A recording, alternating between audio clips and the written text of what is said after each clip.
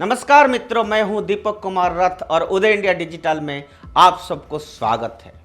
मित्रों, आज एक बहुत रोचक भरा खबर या एनालिसिस में आपके सामने रखने जा रहा हूं। बात यूं है कि अमेरिका का कल्चर डिपार्टमेंट अभी पिछले दिनों में एक रिपोर्ट पेश किया है, जिन्होंने भारत को नसीहत दी है कि हमें क्या करना चाहिए, हमें क्या नहीं करना चाहिए, हम कहाँ गलती कर रहे हैं। मैं आपको यह यहाँ बताना चाहता हूँ कि इस देश में जब कभी हजारों लाखों मंदिर तोड़ रहा था तो वो किसी का रिपोर्ट में कभी नहीं आया। इस देश में कश्मीर में जब हिंदू लोगों को मारा जाता था, हिंदू महिलाएं और कन्या के ऊपर अत्याचार किया जा रहा था, हिंदुओं को घर से बाहर निकाल गया, वो किसी का रिपोर्ट में कभी नहीं आया। इस देश में केरल में हिंदुओं के ऊपर एक के बाद एक अत्याचार होते जा रहा है, कन्वर्सन हो रहा है, हिंदू लड़कियों के ऊपर अत्याचार हो रहा है। और लगातार पश्चिम बंगाल में क्या हो रहा है पिछले 3 साल से, ये किसी की रिपोर्ट में नहीं आ रहा है। क्यों?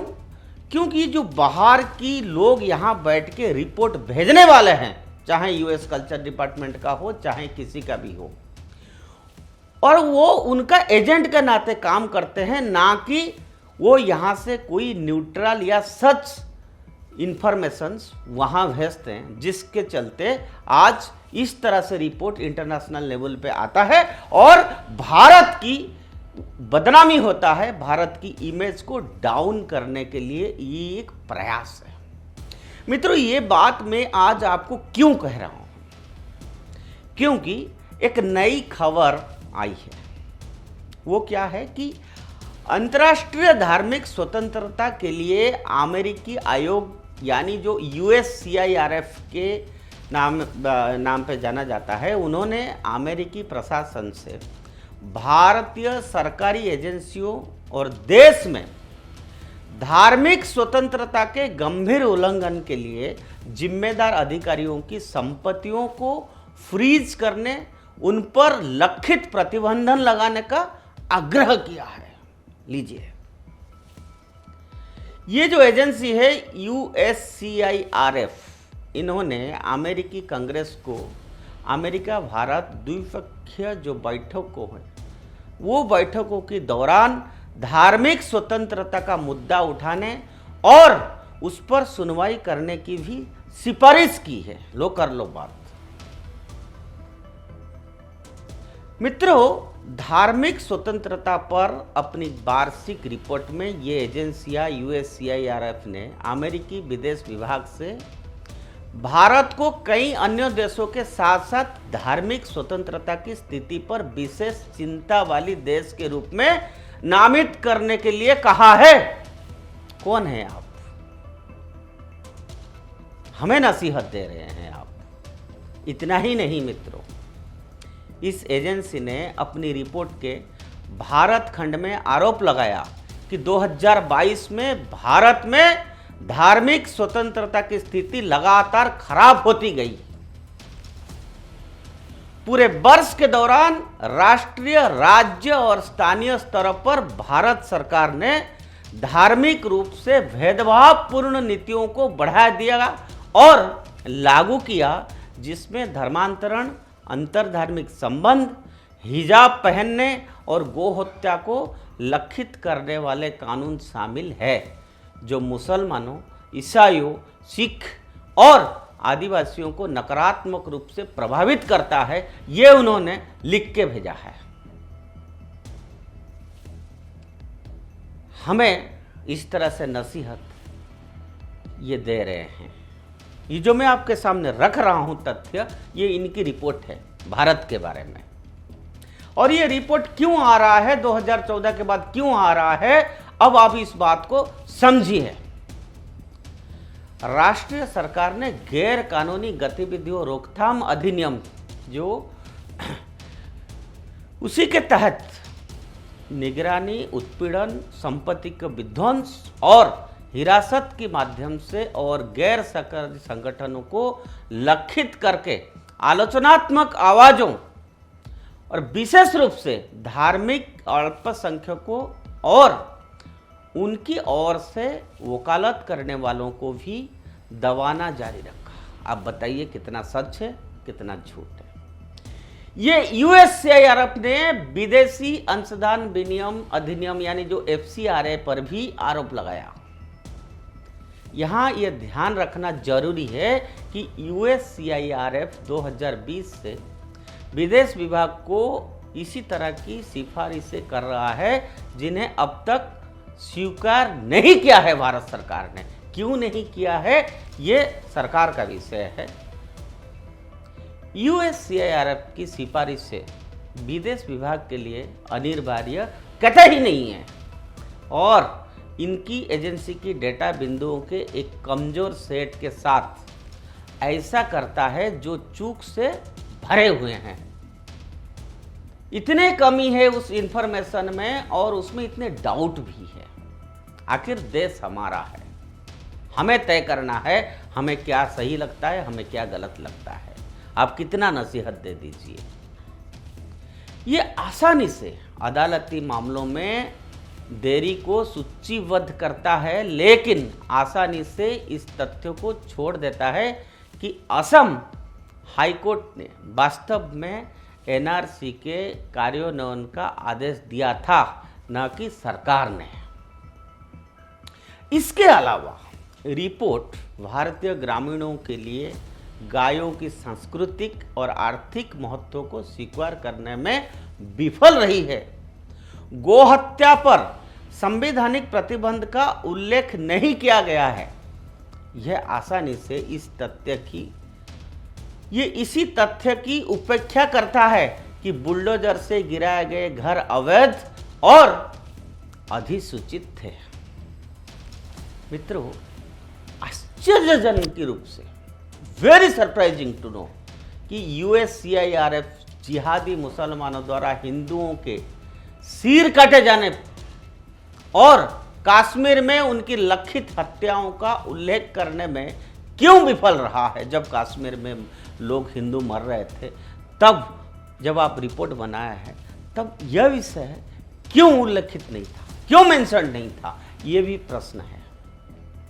इसके अलावा मित्रों, भारत की 1.3 अरब लोगों की विविध आबादी की जटिलताओं पर विचार किए बिना अलग अलग घटनाओं को सामान्य बनाने वाला यूएससीआईआरएफ का एक पक्षपाती एजेंडा है, ऐसा हम महसूस कर रहे हैं। This is not a neutral report, ये डाटा कहता है।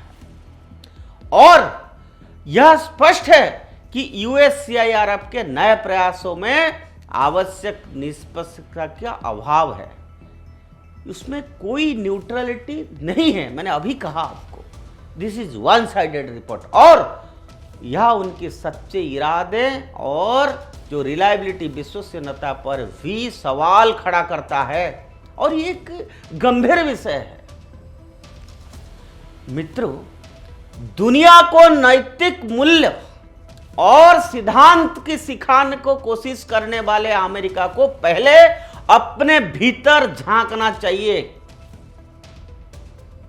पूरे देश के इतिहास में अमेरिका में काला लोगों के कई उदाहरण हैं जो गुलामी और जिम क्रो कानूनों से लेकर समकालीन मुद्दों जैसे पुलिस क्रूरता और सामूहिक कारावास तक सरकार से अन्याय का सामना कर रहा है।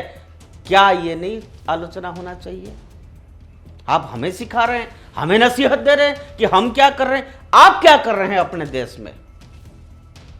कुछ हाई प्रोफाइल मामलों में तो जॉर्ज फ्लॉयड, ब्रायो टेलर, अहमद एरवी और डोंट राइट की मौत शामिल है। ऐसे कितने एग्जाम्पल हैं। काले लोगों के खिलाफ सरकारी अन्याय का एक उदाहरण पुलिस की बर्बरता और नस्लीय प्रोफाइलिंग का भी चल रहा है ये मुद्दा। इसमें निहत्थे अश्वेत लोगों को पुलिस अधिकारियों द्वारा मारे जाने की घटनाएं भी शामिल है। इतना ही नहीं, साथ ही ऐसे घटनाएं भी शामिल है जहां गोरे लोगों को तुलना में अश्वेत लोगों को रोकने, तलाशी लेने और गिरफ्तारी भी किए जाने की संभावना अधिक होता है। क्यों भाई?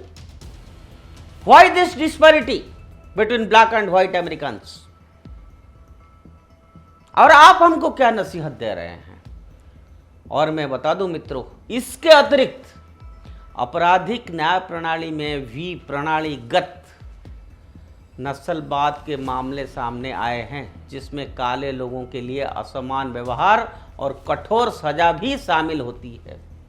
काले लोगों के खिलाफ सरकारी अन्याय का एक और उदाहरण मतदाता दमन और बेदखली का इतिहास है।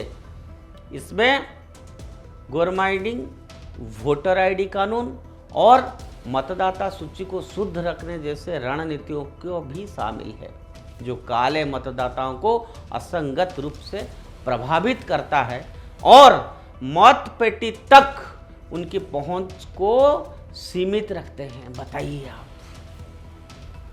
ये डेमोक्रेसी है कि उनको रोका जाए, वोट बॉक्स तक उनको पहुंचा नहीं जाए, उनको डेमोक्रेटिक प्रोसेस से भी दूर रखें?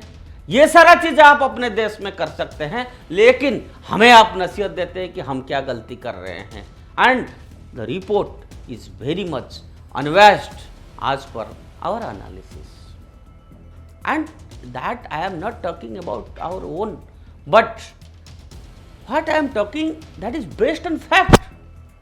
मित्रों, आपको इसमें और भी बता दूं कि काले लोगों ने आवास और शिक्षा जैसे सरकार के अन्य क्षेत्रों में भी भेदभाव और अन्याय का भी सामना करना पड़ता है। मैं एक उदाहरण देता हूं आपको। रेड लाइनिंग एक प्रथा जहां बैंक और अन्य संस्थान मुख्य रूप से काले निवासियों के साथ पड़ोस में निवास करने से इनकार करते हैं। इसी प्रथा ने काले समुदाय में अलगाव और विनिवेश में योगदान दिया है। काले छात्रों के एकेडमिक सफलता के लिए असमान बाधाओं का भी सामना करना पड़ता है। क्यों नहीं लिखते हैं? अनेक संसाधनों और अवसरों तक असमान पहुंच की समस्या भी अमेरिका में है। वो कहते हैं ना, कोई भी देश परफेक्ट नहीं होता, उसे परफेक्ट बनाना होता है। जो हम कर रहे हैं, जो आज भारत कर रहा है, वो इसी लाइन पे कर रहा है। मान लिया कि हम परफेक्ट नहीं हैं, बट हम परफेक्ट बनने के लिए, एक हेल्दी डेमोक्रेसी को चलाने के लिए उसी लाइन पे चल पड़े हैं। ऐसा नहीं है कि हम intentionally we are doing it. जो रिपोर्ट पेश किया गया है उसमें यह लग रहा है कि that India is purposefully doing this, but the fact is India is not doing like that. लेकिन अमेरिका, जिसने जबरदस्ती अपने आप को विश्व के नैतिक मूल्यों का ठेकेदार समझ लिया है, उससे पहले अपने गिरबान में झांकना चाहिए और फिर दूसरों को ज्ञान देना चाहिए। इसीलिए हमने फिर से रिपीट करेंगे कि जो रिपोर्ट आपने पेश किया, जो कल्चर डिपार्टमेंट ने जो रिपोर्ट पेश किया, that is totally unbiased, that is not based on fact. India is going in a right direction to strengthen a healthy democracy. That's all for today. Bharat माता की जय।